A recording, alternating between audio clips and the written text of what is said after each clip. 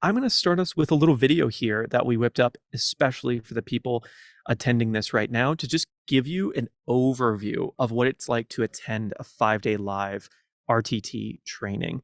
Now, to give you that super high level perspective, getting you into the video, when you show up to a 5-day live training, it's a bolt on to the virtual training of rapid transformational therapy, which is on average somewhere between a 4 and an 8 month journey for people, depending on how much time they put into the training. If they're doing like 3 to 5 hours a week, it's probably going to take that 6 to 8 months for people. But I've known people who have graduated in 4 months with the rapid transformational therapy training. Now, the 5-day live is all about applying and implementing what you learn in the virtual training. So, really getting that hands on practice in person with a bunch of trainers in the room that have been doing RTT for a long time that really help you implement the practice, help you work through all the different 16 tools that are involved in RTT training. Things like happy memories, things like regressions, things like upgrading the child, the healing vortex, cell command therapy, really mastering the client intake process. And so you get to practice all of that in person for 5 days. You make great friends. There's somewhere between 50 and 100 people, depending on the location and where in the world that you're training at. And you get to meet some of the most legendary trainers, including Tina Gray, who is a wonderful person that maybe we'll see today, but maybe not. So let me show you the quick video.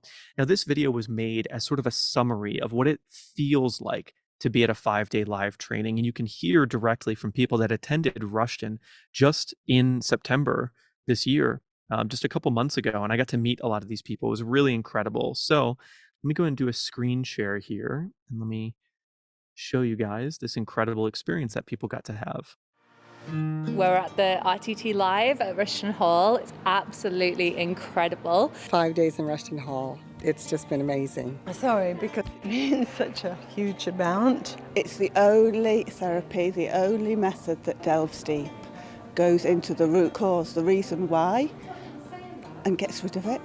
Being an RTT therapist is not difficult. I was lucky enough to be hypnotised by Marissa herself as well, and I said to everybody there, the feeling of hypnosis that I had with Marissa is exactly the same as the feeling of hypnosis I had with everybody else, from the very first session to the very last session, every single person. I can do it, everyone in there can do it, I really believe in it. I just did an RTT session with a student who just finished a couple of modules, and she already managed to get something out of me that I never thought of before. So I think that this method it just works. I'm at the end of the program, but I'm learning so much more by being here in the room, seeing Marissa in person, and just seeing the incredible transformations happen. The fact that Marissa picked me to do a session is just, it's incredible. It's a once in a lifetime, and so much clarity has come out of it. Just today I had a hypnosis, and my presenting problem was public speaking. It's been an hour and a half. So I wouldn't have done that. I don't know, it's actually pretty magical where we're standing now, and it's definitely an amazing experience. A pretty rapid one. It really just helps to consolidate everything you've learned in the online program and make it all make a lot more sense, but also you get so much more insight from being here live in person and working with the trainers and working with different people. It's incredible. I'm currently working in a supermarket, and I'm a single mom. And then I went through a really tough divorce, so I was feeling quite lost. And I know that through RTT, I'm going to be able to live my purpose. The whole week here was just all for me about making a change in my life, and I want to realise my dream of helping so many people. I feel like this was the first big step on that journey. I was so well looked after, people were cared for, there's so many loving people here. Everyone wants me to succeed, and I want to succeed, and I want everyone else to succeed. It was an amazing experience. I've made friends for life here, and I have come out transformed, absolutely. Marissa Peer has completely changed my life. She is a goddess in helping people. Boom. It's been awesome. It's a lifetime opportunity to get to know yourself. You have to do this now. It's life-changing, and it is the most incredible course I've ever been on, and I've done a few courses in my time. Everybody should do this work for themselves, but also to be able to pass that on to other people. I think I actually mentioned it to Marissa. I told her, I said, when I'm on my deathbed, this is one of the memories that's going to come up, because it was such a significant part of my life. Obviously, a beautiful video, super well made by the team. And just so you know, the dance parties are completely optional for all of you that were wondering about that one. So, Ariel, you've attended a live in-person RTT training. Can you tell me why you attended it and what were the biggest takeaways for you? Yes. So I attended pre-pandemic in 2019. And I was really drawn to having that in-person experience in addition to the online training, which I think blends really well. You get so much learning that happens through our online course and our virtual classrooms now. But there is just that intangible quality of being in an active room with everybody who's speaking your same language, who's sharing their experiences, talking amongst each other, that you don't get in webinar settings. Even though I think we're all a lot better, a lot more attuned to that after the pandemic, but there is just that intangible quality and energy from being just surrounded by all of these people who are learning what you're learning, who are having your same interests, who are having similar experiences or learning from their different experiences, hearing how they're interpreting the words, the language, how it's affecting them, and the practice of the skills in real time, in live active conversations is really phenomenal. You watch these videos and you're like, okay, like, yeah, but everybody's like on the Kool-Aid. But it's true. Everybody's on the Kool-Aid, and it really is as great as it seems in the videos. I got married 1 month ago today, and I had two people from my live training in 2019 come to my wedding, seeing them in person for the first time. So the second time ever seeing them in person, flew across the country to come to my wedding, because we have stayed in a friendship, a mentorship, a supportive relationship, which is so integral when you're in this field, when you are really a solopreneur, having your RTT practice or being in this mindfulness sphere and being able to connect and have those relationships ongoing now for 4 years was just really phenomenal. Yeah, and there's so many incredible benefits to going to the live training, and I see a couple questions in here. So Marissa is at the live training events, and what's really epic about it is she does 3 or 4 live sessions for people who are actually at the live event. So about 2 weeks before the event takes place, people start applying to do live in-person sessions, which is great, and the entire room gets to watch the session in its entirety. And Marissa pretty regularly does 2 hours or so for each session. And then right at the end of that, she goes through a Q&A with the entire room. So everyone just gets to ask their very deep questions about how they can take that level of skill, transformation, impact into their own business, into their own sessions. A lot of the people who go to these are actually already graduated. So everyone that goes to the live in-person training does the virtual online classroom for rapid transformational therapy. So they go through the virtual online program where you go to the virtual classrooms, you go through all of that. And then the 5-day is an addition and a deepening of your practice. We can That's probably the throw order the that live I event did it page. in as well. I was almost fully completed with my online learning and classrooms at that time, which is another great experience of being able to practice those skills and things, and then did the live, and it was just so great to have the knowledge and then really be able to workshop it, workshop it, workshop it, workshop it.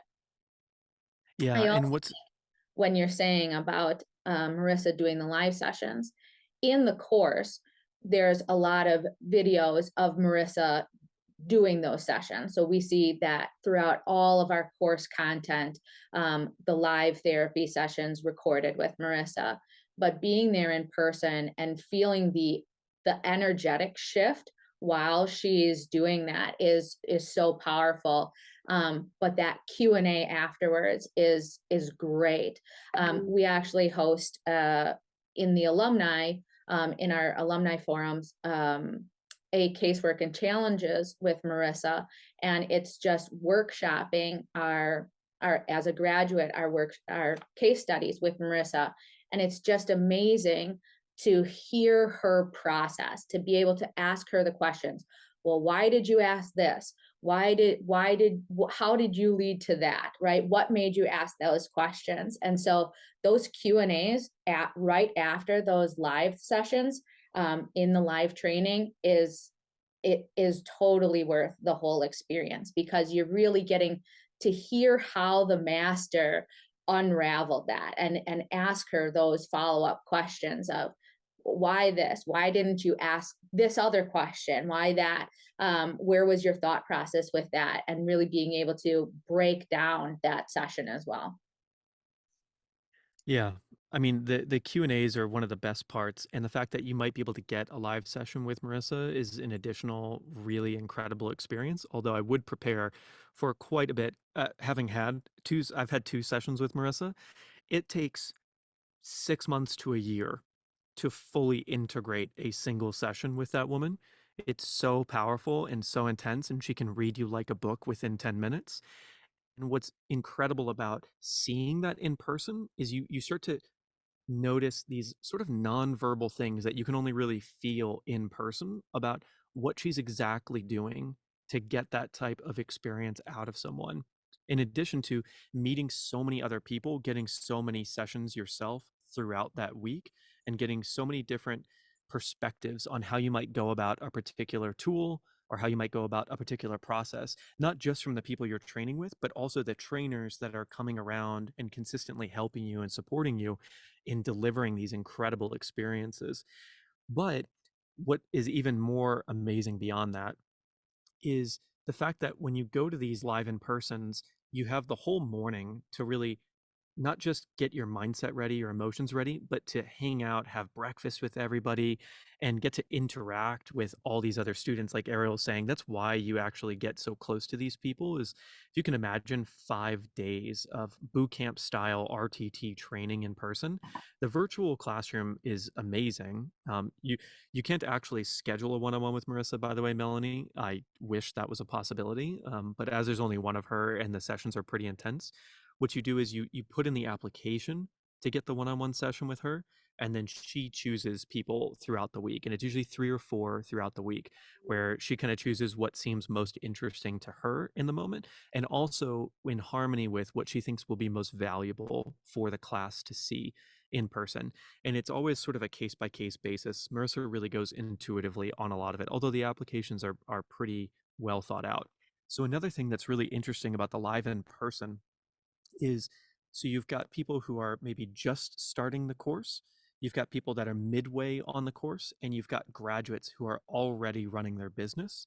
And you're actually split into those groups so that you're paired with people at a similar skill and experience level around you, so that you're not, necessarily put with someone who's been doing RTT for 6 months to a year professionally, when you are maybe on module 5 or 6 in the program, and you're maybe a quarter of the way through. So really, really valuable. And then of course you're constantly reflecting on what you've learned throughout the day, what you've learned throughout the multiple days as you get further along in the program. And of course, something like a dance party is great to blow off some steam once you've been doing a lot of sessions. So Ariel, what would you say, tools wise, what was the most valuable for you at your RTT live Mhm. experience for actually being able to deliver it in person? And then secondarily, what was the most valuable to receive at a Dubai, or not Dubai, although Dubai live is coming, but Live. at an RTT live? Yes. I can start with that one. I know that one for sure offhand, because I just held a master class for the alumni about it. It was the happy scene. The happy scene is used as like a practice when you're learning how to do hypnosis and how to do sessions, as a little introductory exercise. And in my masterclass, I just explained how it can also be utilized as a really efficient tool with clients and supporting them through that as well, not just in our learning phase. But when I was learning the happy scene, which is learning how to regress to a happy memory, whereas in RTT sessions, you're not really typically going to happy scenes, you're going to the root of an issue. So they're usually much more emotionally strained and stressed, right? So the happy scene is supposed to be kind of light in attitude. But of course, I was sobbing through all of mine when I was receiving the happy scene. And in my happy scene memory that we visited, I was playing with my dad as a little girl. And because I was crying so much, everyone thought my dad had died already, which he had not. We just had a very strained relationship at that point of our life, as life happens, right? But this kind of reconnecting emotionally to that, to seeing that, and really feeling his love coming through in those scenes and being with me in the scene, really had just in that such a transformational experience for me. And after training, I was able to go home and really have a really good talk with my dad and a much better relationship with my dad after that. And until he did transition to non-physical 2 years ago. So I had, it really helped restore a lot of my relationship with him. So the happy scene was an excellent tool for me to receive, for me to heal, having this unintended consequence that came from it that was really beautiful, really brilliant, and now is something I utilize in my practice as well. As far as me practicing during it, I think one of the tools is called role, function, purpose, intention. And it's a tool that has a lot of call and response between you and the therapist and the client. And when you read it in the conscious mind, so when you're learning it and you're learning in the conscious mind, it's weird. It's a little weird, at least it was for me. And people kind of stumble with it. It's very repetitive. And so when you're doing it just consciously, it can feel awkward, and it can feel awkward explaining it. But when you got to actually practice it and see how someone in hypnosis is having a different response to that, and you can really start to see the thread of why the repetition matters, what we're pulling from it, how we're really utilizing it, was really, really helpful. And then being able to feel that as well. So during the whole time you're at the live therapy, you're practicing everything. So you're going in and out of hypnosis like all the time. It's kind of daunting. And you have to kind of be prepared for that, which you really can't be, but it's all safe, and we're all doing good work and good practice. And that really helps you also gain a lot of those good, safe practice skills.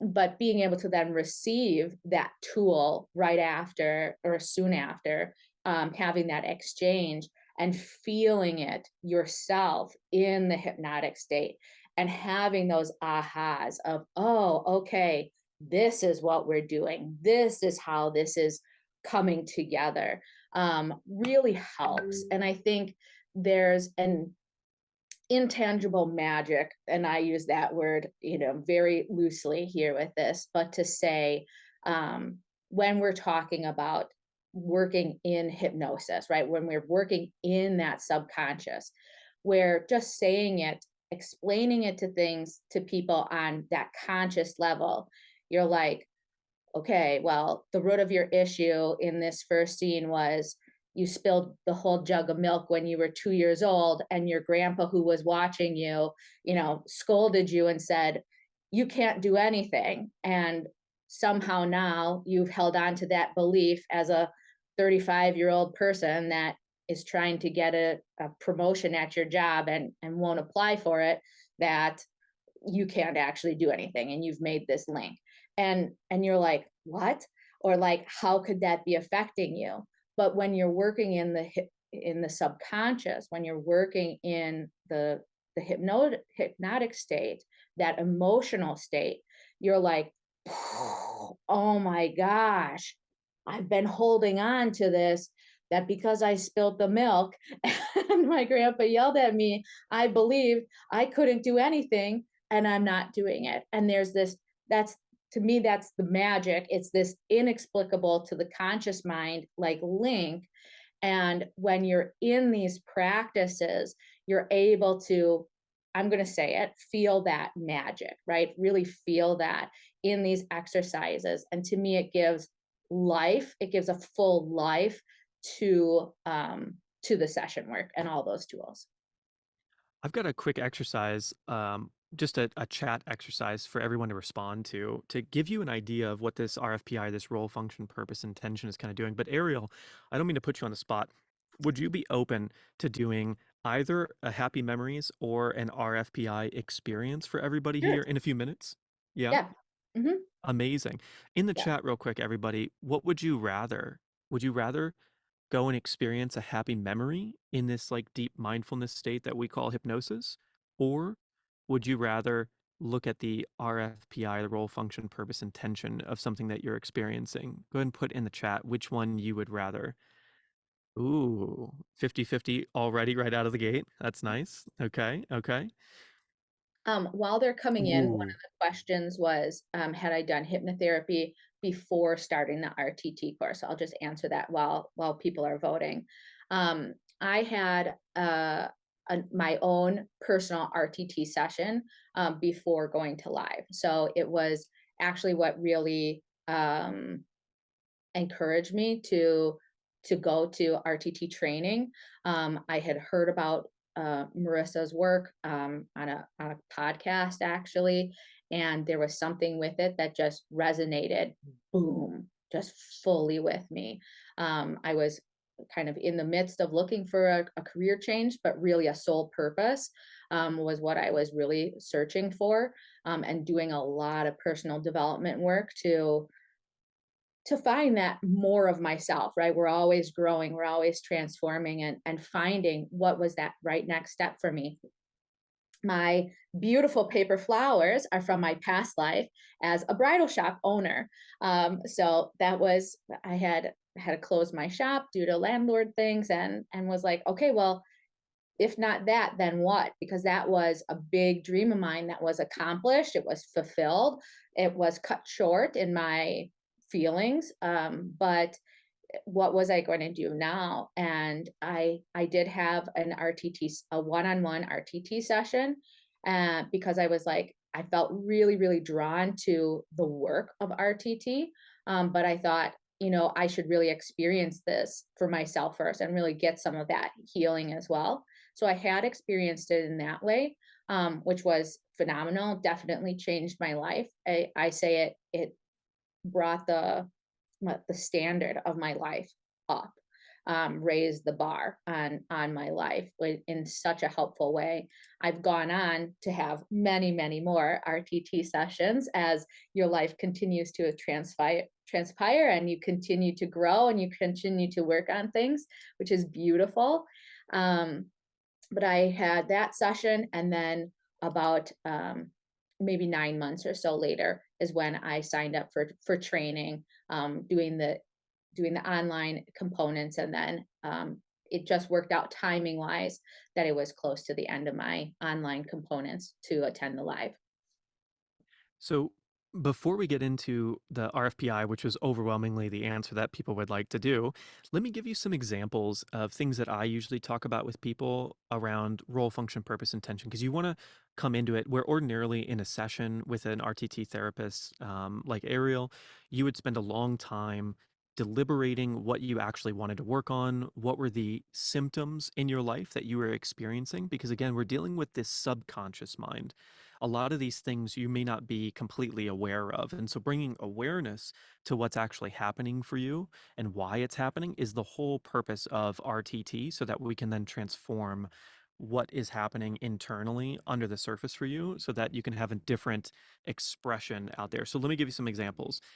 For those of you that are on the Zoom call right now, when you get unexpected money or when someone wants to give something to you, go ahead and type in the chat, just put a number 1. If when something like that happens related to abundance or money, you are excited, but also you feel fear or you get scared that that money is going to go away or that you don't deserve it, or you just feel uncomfortable around sudden abundance. Like if I were to right now just be like, here's $1,000 for no reason, it would make you uncomfortable. Put a 1 in the chat if that's you. Yeah.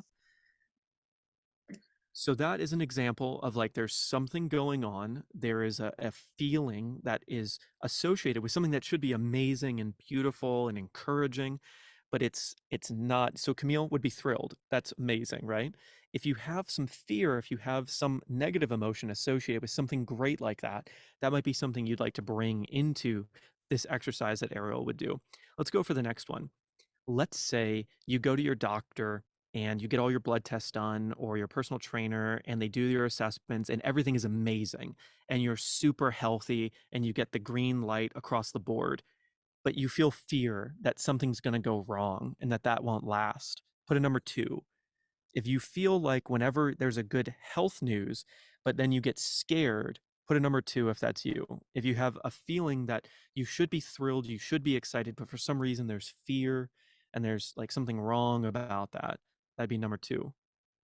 Yeah, perfect. So that might be something you would bring to this RFPI. Like, of course, you'd want to feel excited, enthusiastic, and amazing. Okay, this next one's going to be juicy. This is going to be number 3, okay?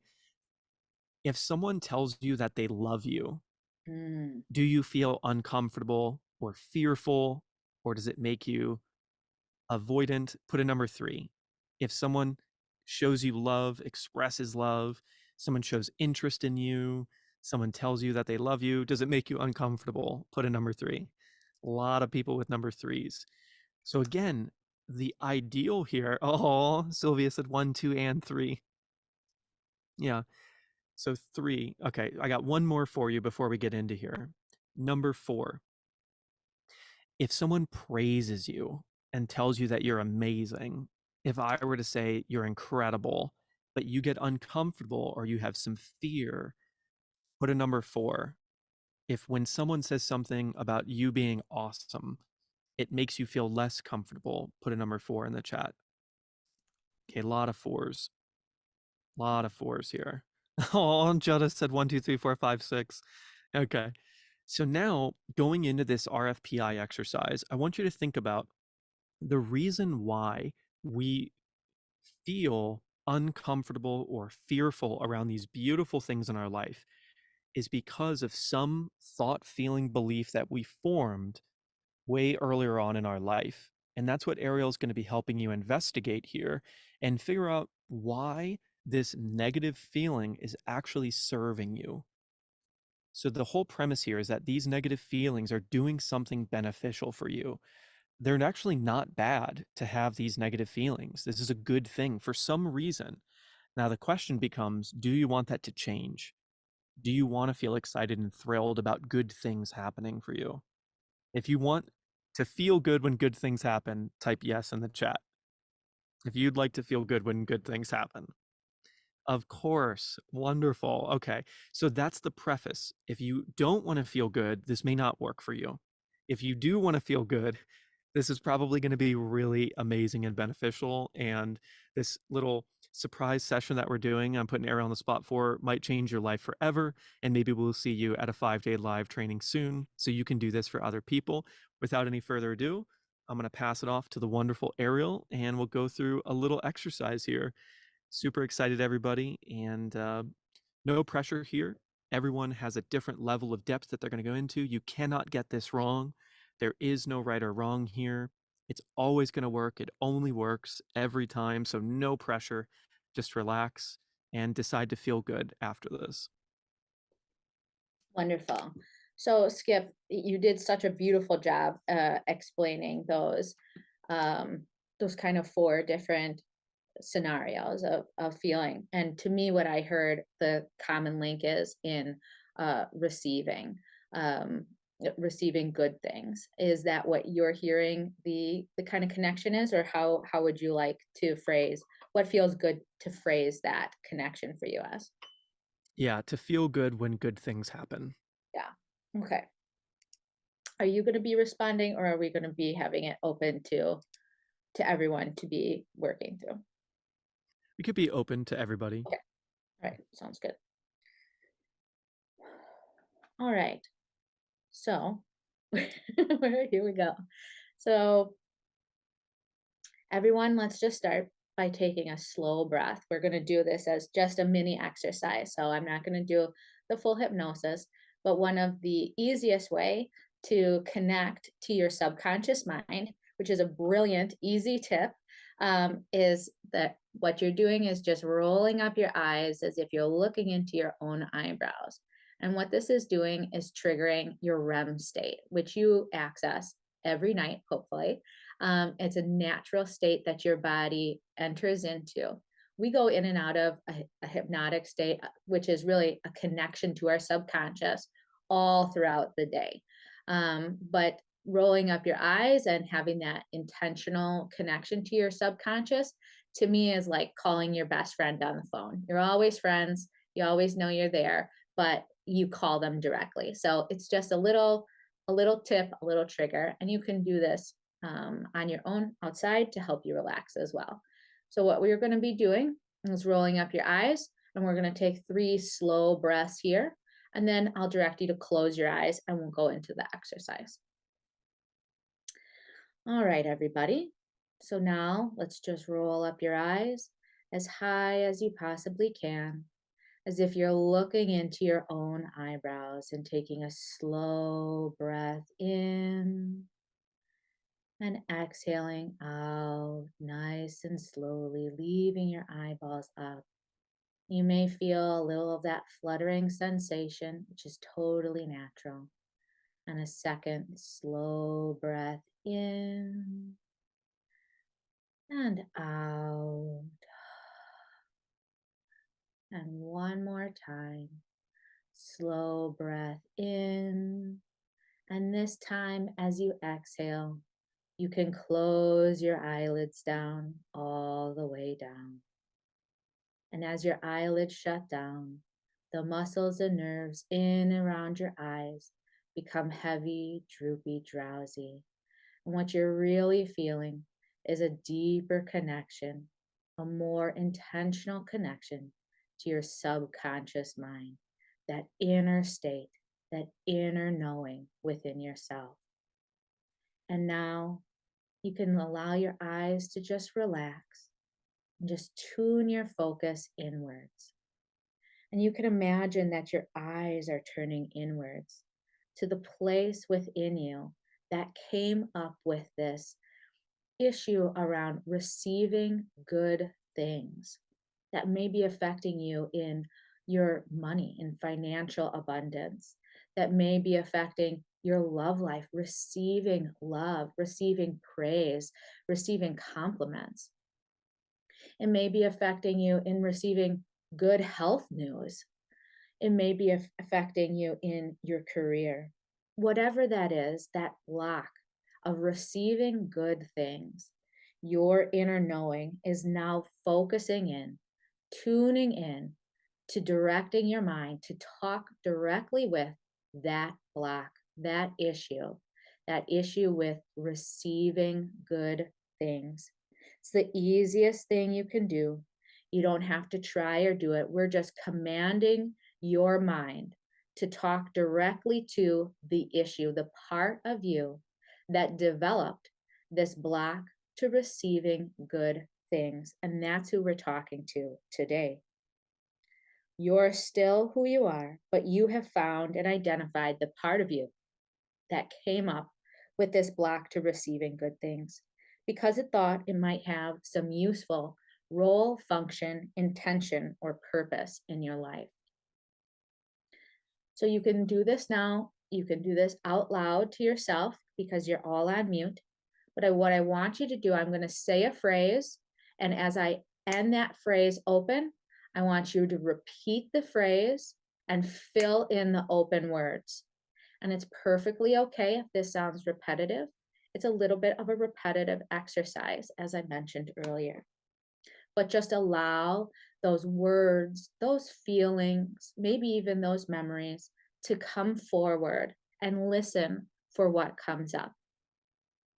So speaking now to the part of each and every one of you that created this block for receiving good things, I want you to repeat after me. I am the part of your name that came up with this block to receiving good things.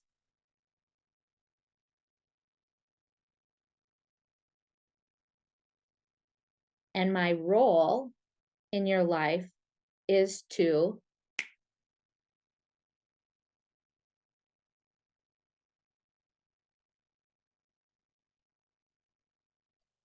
and I need to do this because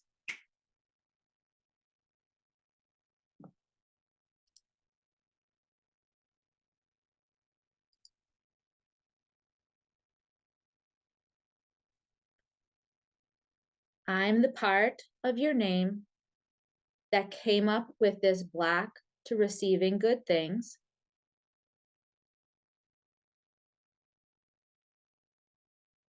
And my function in your life is to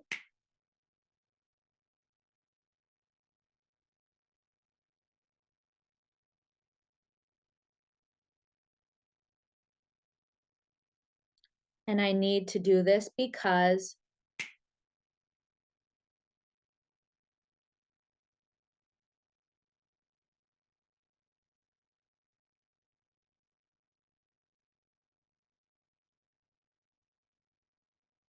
I'm the part of your name that came up with this block to receiving good things.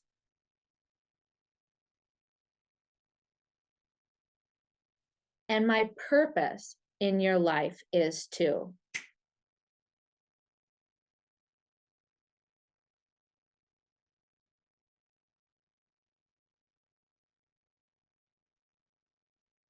and I need to do that because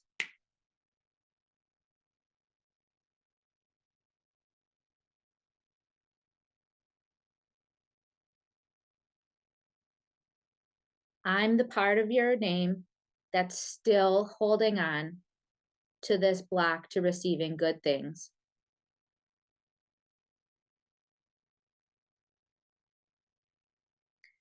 And my only intention in your life now is to.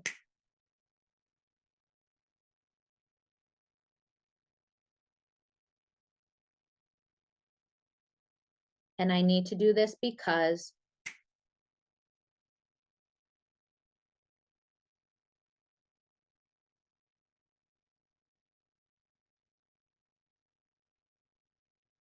and last one.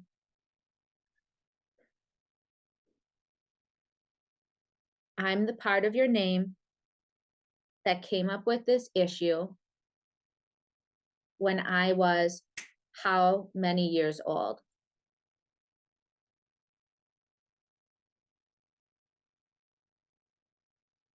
And what was happening at that time at your age?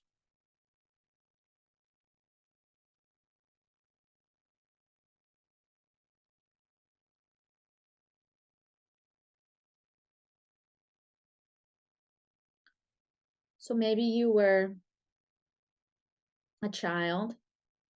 Maybe this was coming up to protect you from being scolded, trying to make you feel small.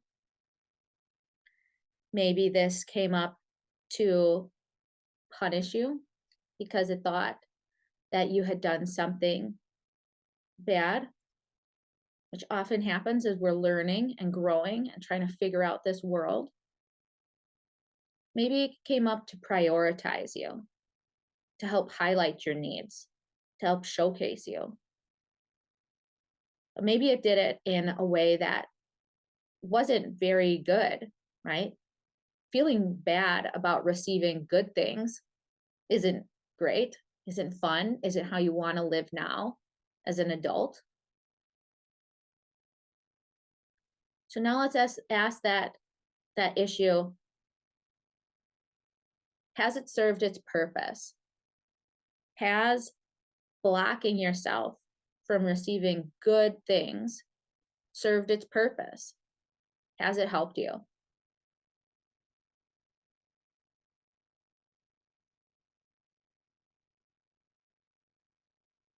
And maybe it has. A lot of these issues come up in especially our formative years, to help develop different parts of us, to help learn what good feels like by showing us bad feelings. Maybe it hasn't served its purpose and it was always not helpful, because you always deserve to be receiving good things, because you are worthy, you are deserving, you are enough. So either way, I think we're all ready to get rid of this issue, because I know and I believe that each and every one of us is deserving and worthy of really feeling good about receiving good things. So right now, let's ask that issue to leave. And tell it, you can go now. You can leave. I no longer need you. And you can repeat after me. Thank you so much for trying to help me the way you did. That was really powerful. And now I understand why you came up with this block to receiving good things. And your only intention was to, you can fill in with what you've learned today. But I don't need you anymore.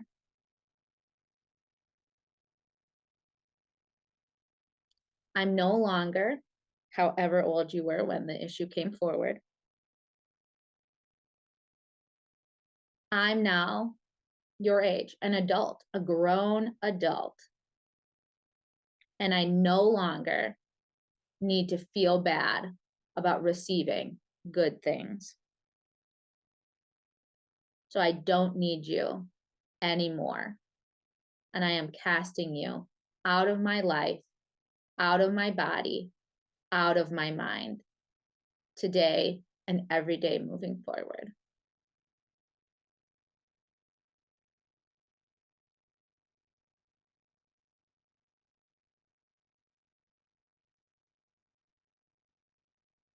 So that's just a little, that's like the full RFPI like thing, but I would love to see, I'm sure Skip will ask now, but I'd love to see what came forward for people. And you can hear, that repetition in that tool, but that's part of its power. Many people will say almost the exact same words sometimes, every time. Sometimes they'll be different because we're explaining things in those nuanced ways. But sometimes for people, it will be the exact same responses. And it's just kind of doubling down, I think, on your mind, just being like, yeah, this is just to protect you. This is just to protect you. But it's not serving you to not receive good things, right? So we don't have to have it anymore. Yeah. What came up for everybody? What did you experience there? And you can see, like, if you can imagine a 90-minute session where you're really deep diving into someone's issues that they might be having in life. And for those of you that have good feelings when good things happen, how to have even more good feelings and how to go even deeper into that. And you really get like a beautiful experience. And you can see how just like the breathing and the looking up and how she just really gently brought us into like a more, you can even hear a difference in my voice. Like a more mindful state, you just start to think about different things and realize different things quite easily. Barbara Uh, said one of the things she mentioned was to be the good girl, so everyone likes me. This is so common. I think as the good girl, what we're really taught is to be quiet, to be well behaved, right? To not speak up, to make ourselves small, right? To be unnoticed, don't stand out. A good girl is a good helper. A good girl knows her place. A good girl is well behaved.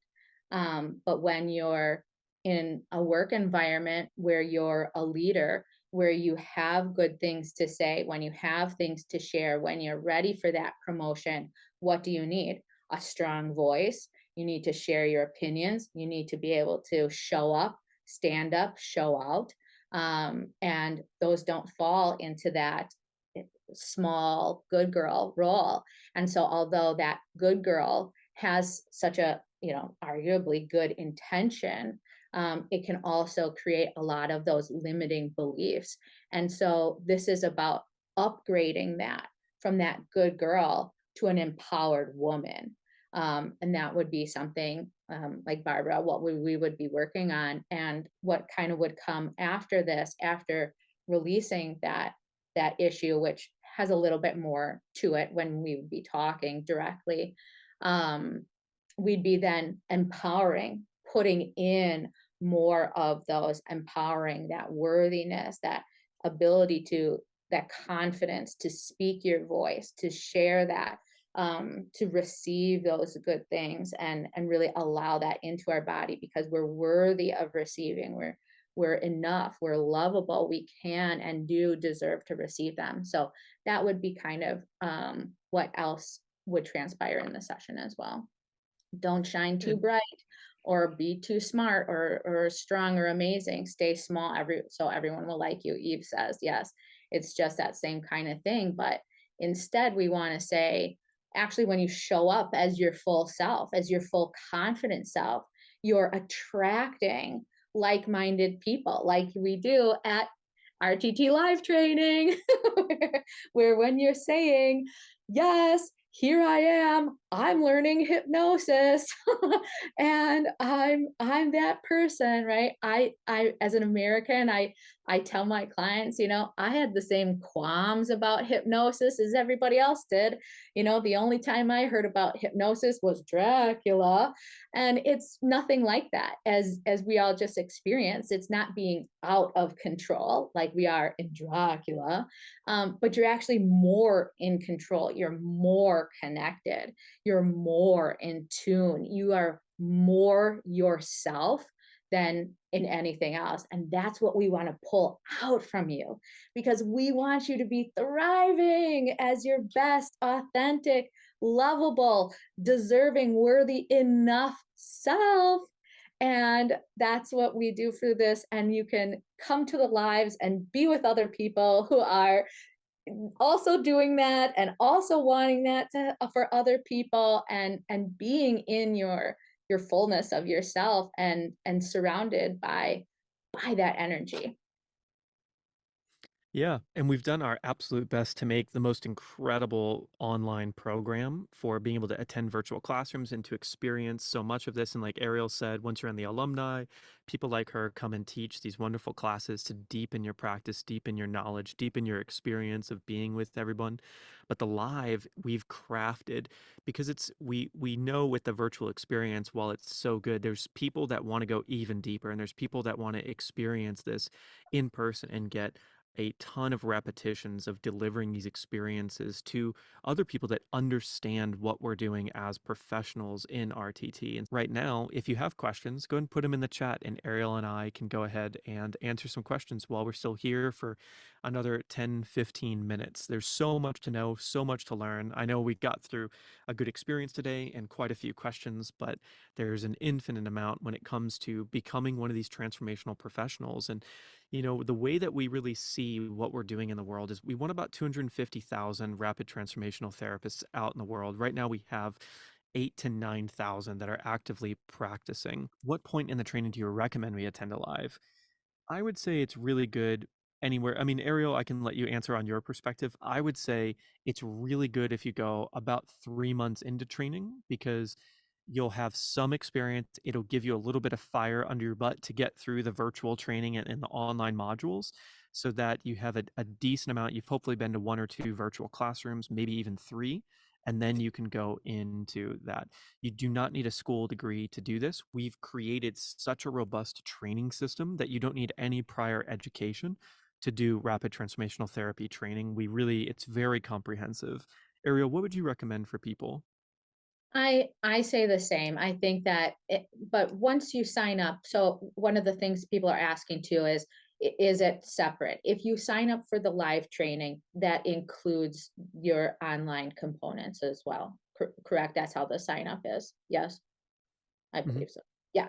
So you can buy you can enroll in the course just for the online components and add the live training at any time, so you can have that as an option. So, some people are, when he said, they're graduated already, or maybe you're in the program and a live is going to be coming, added, that is going to work for you to attend. You can then add that on at any time.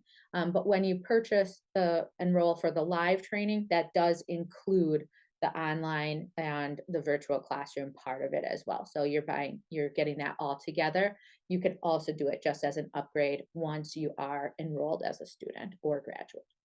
Um, I think it is best to have some of that knowledge. I think because it will help you be more prepared with the language that the trainers are using, the language Marissa's using, and having a better sense and idea.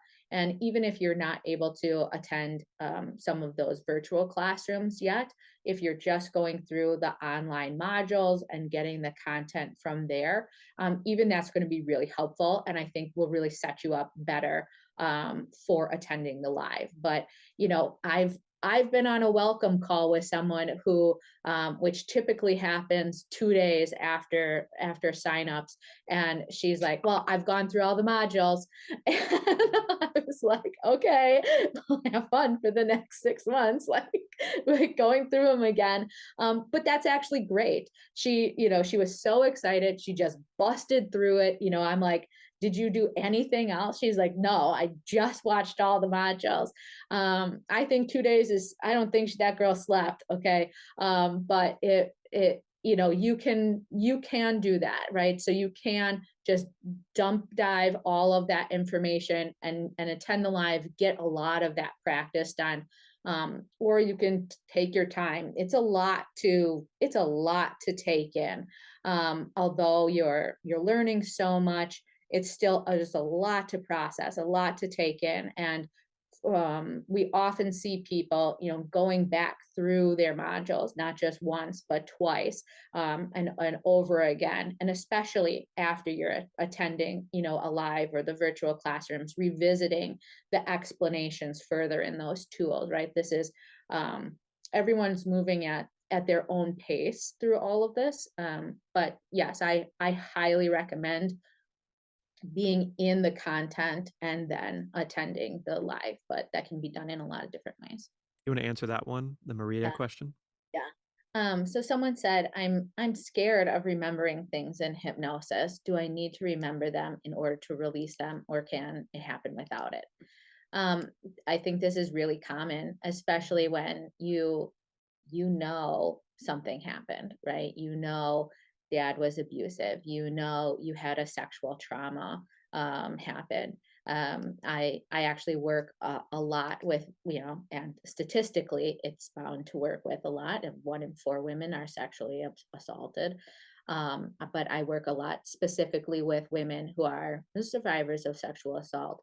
And knowing that is definitely part of their issues. They know their personality changed, or they became more introverted, or less confident, less confident in their body. Maybe that's affecting their relationships or their job, but they know.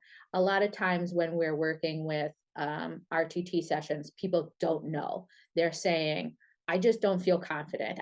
I'm, when someone tells me they love me, I run in the opposite direction. What's going on? But when you have known incidents in your past, that can be daunting.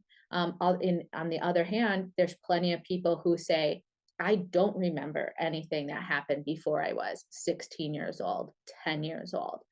In hypnosis, in that connected state to your subconscious that's always listening, always running, always aware and with you, does know, it does remember. When we're going into scenes that are information that we know is going to be traumatic, what we really do is emphasize a safety, that we're not reliving anything, we're reviewing it. And what we're really looking at isn't what happened in the assault, what happened in that incident. What we're really focusing on are what are the beliefs and feelings that were formed. So we're not re-traumatizing anyone. That is absolutely never our goal. Our biggest intention is to create a emotionally safe place, but it does often reveal a reflection of events. But we're doing in a way that allows a safe space for these emotions that are usually blocked. When we're in traumatic events, our body shuts down, right? It locks down. And what it also does is hold on to those feelings. And what we want to do is unblock those feelings so they can become unstuck, so you can move forward. Yes, that sounds really daunting. Yes, people cry a lot when we're doing these things. But as Marissa always says, where tears flow, healing follows. And that is our goal. Our goal isn't about the events that happen to you. It's about the beliefs that were formed and transforming them, upgrading them. So, depending on what those incidences were, those known incidences, we'll handle that. The practitioners will be set up to handle that in a supportive, safe space for you. But it is really helpful. Again, not what happened, but what were those beliefs formed? That's what we're really focusing on. And for the people who say, the clients who I've had who said, I don't remember anything before 16, before 10 years old, we easily go back to their early childhood, that because your subconscious does know, your subconscious does remember. It's like the hard drive on your computer. It's always running. But when you need an intentional file, you can go into it, right? It's not the stuff that's cluttering your desktop, that you're working on every day. You need to go into the hard drive to pull out that old document. And that's what the subconscious is doing. So, we also have people go into womb memories at really early childhood, their birth. I've been to a lot of births, because births are traumatic experiences for infant souls. So it's really amazing. And when I kind of talk about the magic kind of that occurs in that, you're all thinking right now, are you kidding? Going back to my birth?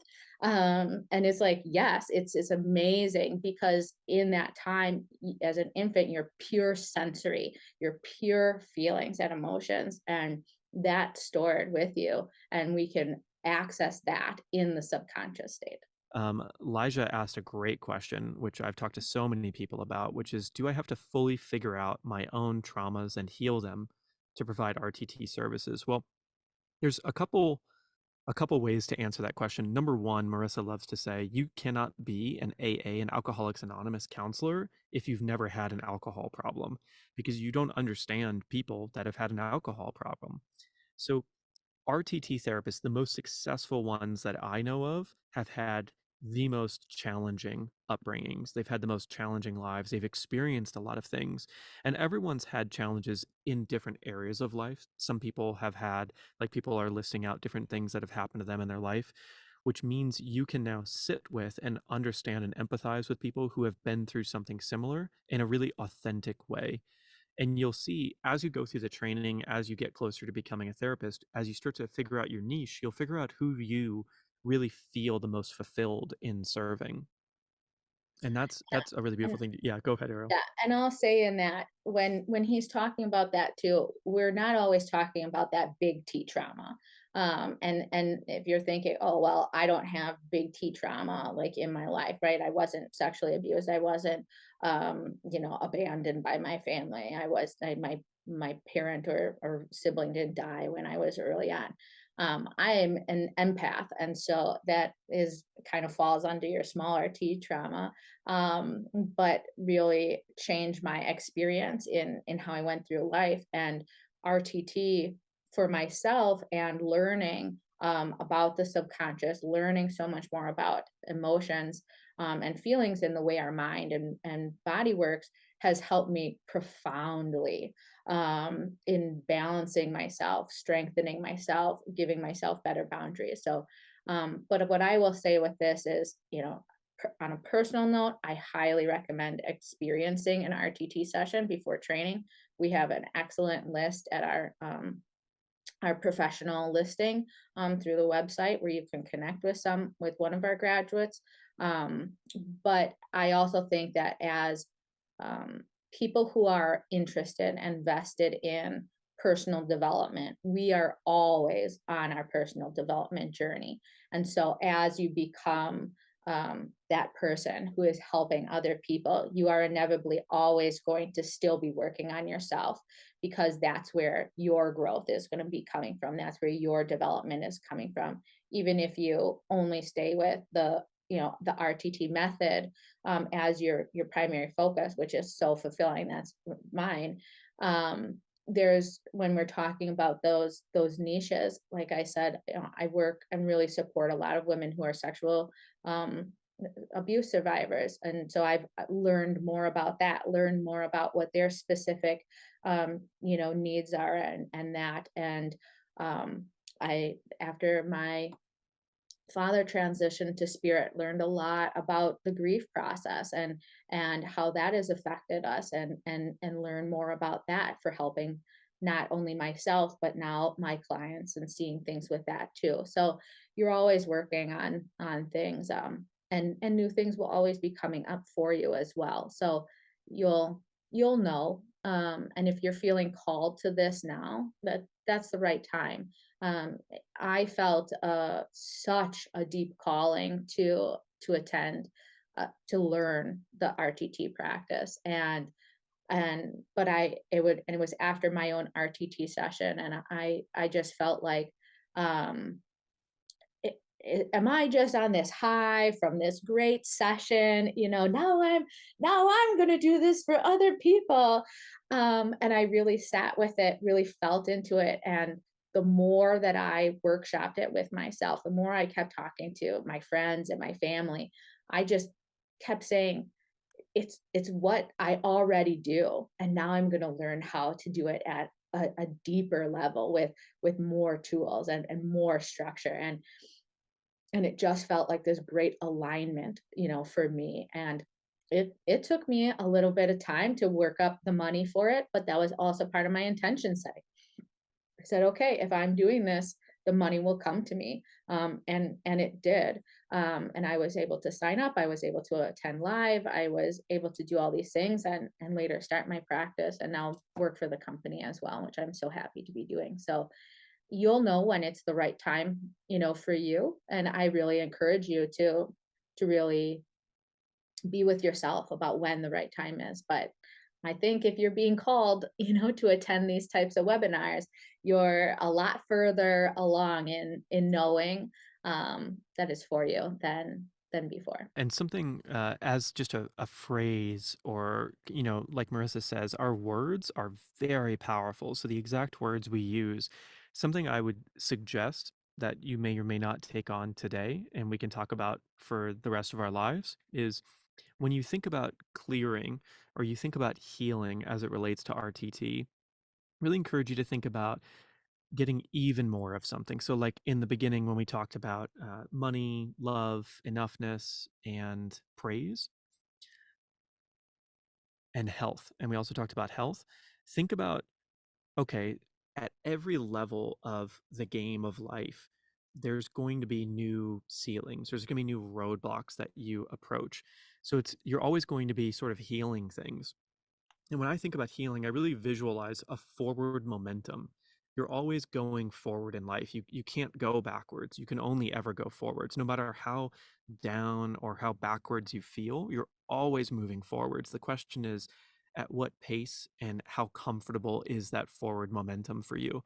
And what RTT, RTC, everything that we do as a company is about allowing people to move forward either faster or with more comfort. Sometimes you can't control the pace of it. Sometimes life is just going to throw you a lot of curveballs and things that you need to dodge, but you can move forward with more comfort and with more ease.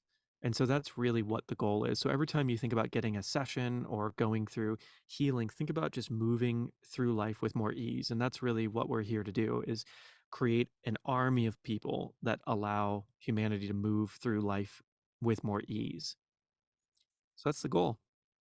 Anyways, I think Ariel and I need to jump and go to our next things. Yeah, thank you everybody for coming right now. Like Ariel said, if you're here, it's a good opportunity to book a call and at least get some of your questions answered and start getting on the track, get on the path, and hopefully contribute to a lot of people living a life with more ease as well as yourself. So thank you everybody for attending. So much love to everybody. Thank you, Ariel, for giving us that wonderful RFPI experience and for helping everybody today. That was really beautiful. Thank you. Thanks for having me on, Skip. And if you have any further questions, it's great to book the call with the enrollment specialist. They can ask you a lot of things. And if you have other kind of therapy-based questions, you can email support@marissapeer.com as well. So from what Awesome. went on today. So thank you, everybody. And hopefully we'll see you around.